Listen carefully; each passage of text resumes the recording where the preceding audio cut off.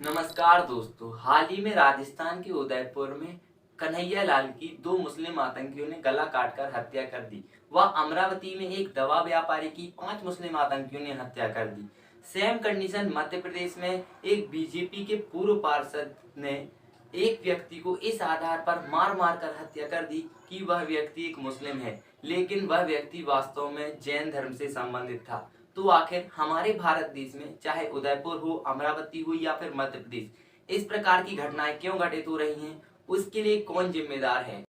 साथ ही इसको रोकने के उपाय पर भी हम आज चर्चा करेंगे। नुपुर शर्मा, जिनको सुप्रीम कोर्ट ने बहुत कड़ी फटकार लगाई, तो आखिर गोदी मीडिया का प्यार किस प्रकार नुपुर शर्मा की ओर देखने को मिला है। तो चलिए समझते हैं हम आज के इस छोटे से वीडियो में। जयपुर में एक दर्जी की हत्या कर दी गई है। कहा जा रहा है कि ये इसलिए की गई क्योंकि दर्जी ने नुपुर शर्मा के तरफदारी करते हुए एक पोस्ट किया था। और जो महाराष्ट्र के अमरावती से उदयपुर हत्याकांड जैसा मामला सामने आया है। यहाँ उमेश कोल्हे नाम के एक मेडिकल व्यवसायी की हत्या कर दी गई है। मध्य प्रदेश के नीमच में एक बुजुर्ग शख्स को समुदाय विशेष का होने के शक में पीट कर मार डाला गया। उस अमानवीय वारदात का वायरल वीडियो देखकर हर कोई सन्न है। मृतक बुजुर्ग की पहचान रतलाम जिले के सरसी निवासी 65 साल के भंवरलाल जैन के रूप में हुई है और बताया जाता है कि वो मानसिक रूप से बीमार थे।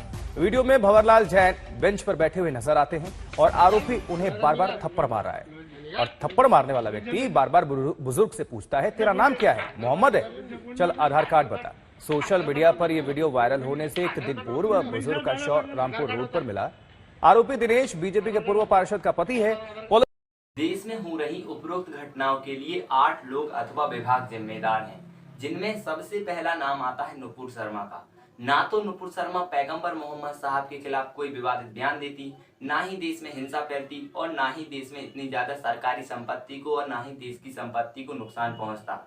और यदि विवादित बयान दिया भी था तो तुरंत ही माफी मांग लेती, तो इतना बड़ा जमावड़ा या फिर बकेड़ा खड़ा ही नहीं होता। दूसरी जिम्मेवारी बनती है असदुद्दीन ओवैसी की, क्योंकि असदुद्दीन ओवैसी और उनके भाई और बहुत सारे मुस्लिम मौलाना इस प्रकार के विवादित बयान देते हैं कि सर कलम कर देंगे या ये कर देंगे वो कर देंगे, हमारे अल्लाह के खिलाफ बोलोगे, ऐसा बोलोगे वैसा बोलोगे, जिस कारण से भी बहुत सारे मुस्लिम हो या हिंदू हो उत्तेजित हो जाते हैं और अपराध में या फिर अपराध कर देते हैं।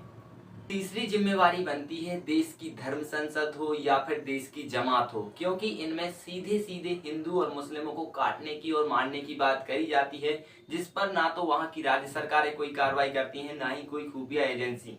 राजस्थान की घटना के लिए चौथी जिम्मेवारी बनती है राजस्थान सरकार की, क्योंकि कन्हैया लाल जब पुलिस के पास अपनी सुरक्षा के लिए गए थे तो पुलिस ने उनके ऊपर ही FIR कायम करके उनको जेल भेज दिया था, और आपको मालूम भी होगा।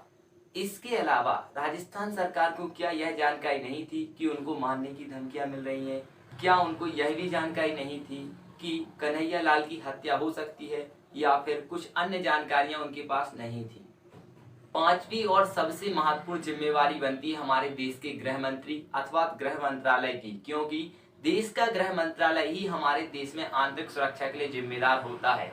जब कन्हैया लाल की हत्या हो जाती है उसके बाद यह मालूम पड़ता है कि वो मुस्लिम आतंकी पाकिस्तान में 42 दिन तक आतंकी ट्रेनिंग कैंप में ट्रेनिंग लेकर आए हैं। तो आखिर हमारे देश की इंटेलिजेंस ब्यूरो, CBI, NIA और अन्य सुरक्षा एजेंसी किस प्रकार और खुफिया विभाग किस प्रकार काम कर रहा है कि हमारे भारत देश में पाकिस्तानी आतंकी इस प्रकार खुले घूम रहे हैं। छठवीं जिम्मेदारी बनती है हमारी गोदी मीडिया की, क्योंकि सुप्रीम कोर्ट भी इस पर टिप्पणी कर चुका है कि गोदी मीडिया अपना एजेंडा चलाने के लिए 10,000 जमाती और जो हिंदू धर्म के जो ठेकेदार और मुस्लिम धर्म के ठेकेदार हैं उनको बुलाते हैं, 10-10 हजार रुपए देते हैं, 5 बजे और 9 बजे बहस कराते हैं और देश में आतंकी अथवा हिंसा फैलाने जैसी घटनाओं को अंजाम देने के लिए लोगों को प्रेरित करते हैं। और लास्ट और अंतिम जिम्मेवारी बनती है हमारी मोदी सरकार की, अर्थात मोदी जी की, क्योंकि आप बताइए देश के प्रधानमंत्री हैं, क्या उनको नहीं मालूम है कि देश में क्या हो रहा है? क्या वो टीवी नहीं देखते हैं?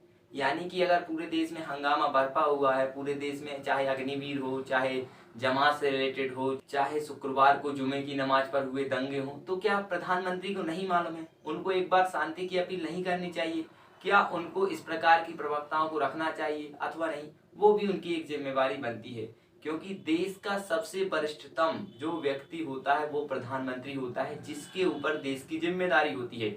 उसके लिए ही जनता ने उसको प्रधानमंत्री बनाया है।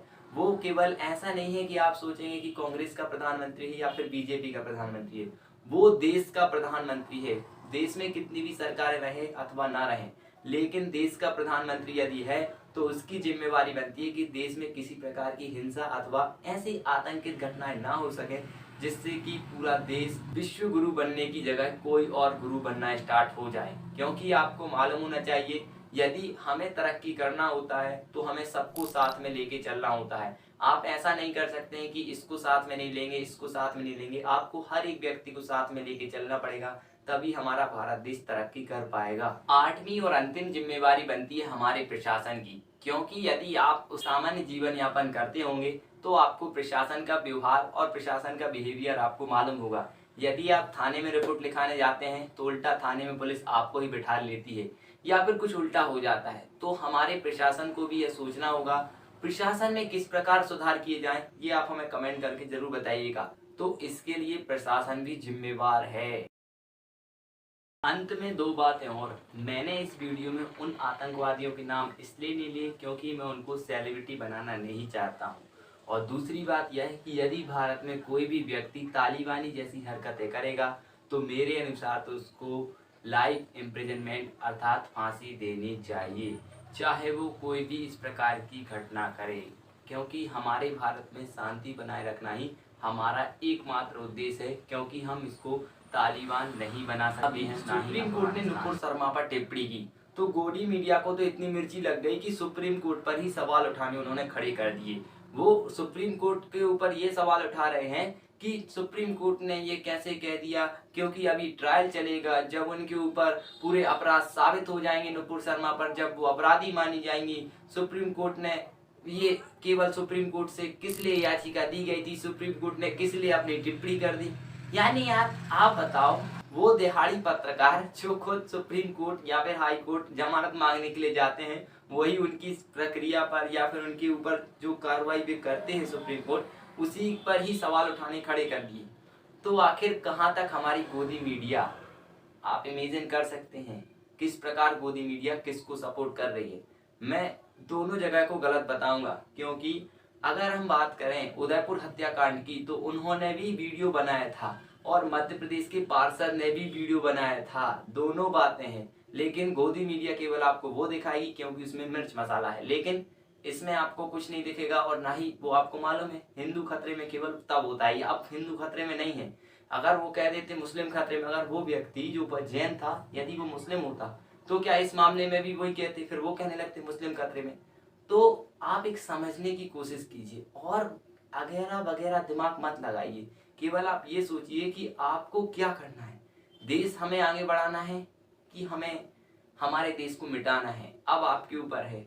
और सुप्रीम कोर्ट की टिप्पणियां बहुत ही ज्यादा सोचने और विचार करने वाली हैं। उन्होंने कहा है कि गोदी मीडिया भी इसके लिए बहुत ज्यादा जिम्मेवार है। उन्होंने कहा है पूरी कार्रवाई जो है नुपुर शर्मा के ऊपर होनी चाहिए। और नुपुर शर्मा के ऊपर अभी तक क्या कार्रवाई हुई, दिल्ली पुलिस तो इनके लिए रेड कार्पेट बिछाए हुए है। और इसके अलावा नुपुर शर्मा को देशव्यापी माफी मांगनी चाहिए, लेकिन नुपुर शर्मा ने अभी तक नहीं कहा है कि हम देश से माफी मांगेंगे। तो मुझे उम्मीद है आप मेरी बातों को समझे होंगे कौन कौन जिम्मेदार है इन सभी मामलों के लिए। 7 लोग मैंने बताए हैं आपको, 7 विभाग बताए हैं, 8वां खुद प्रशासन है उसमें जिम्मेवार। तो अब आप इन सभी जगह से बचने की कोशिश कीजिए, जहां पर बच सके तो बचिए। इन गोदी मीडिया से तो दूर ही रहिए, क्योंकि अगर आप इस गोदी मीडिया में बने रहेंगे तो आपका बच्चा दंगाई जरूर बनेगा। तो पिछले 7 साल के दौरान आपने हमें कई बार कहते सुना होगा कि व्हाट्सएप यूनिवर्सिटी के जरिए झूठ का जाल बिछा दिया गया है ताकि हर दूसरे लड़के में दंगाई बनने की संभावना। यह रवीश कुमार एनडीटीवी के वरिष्ठ पत्रकार ने बात कही थी। और हमारा भारत देश भी एक जो हमारी युवा पीढ़ी है वो दंगाई बनने की ओर अग्रसर होती जा रही है। तो बहुत बहुत धन्यवाद, समझे होंगे। लाइक शेयर एंड सब्सक्राइब जरूर कीजिएगा। थैंक यू, जय हिंद।